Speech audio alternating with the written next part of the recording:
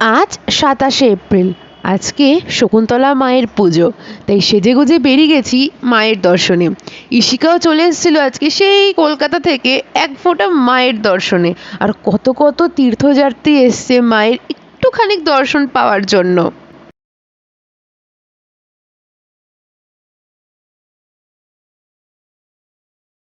তাছাড়াও আজকে কোন্নগরে ছোট বড় মিশিয়ে যতগুলো কালী ঠাকুরের মন্দির আছে প্রত্যেকটা মন্দিরে পুজো হয়, আর প্রত্যেকটা মাকে দেখতে ঠিক একই রকম।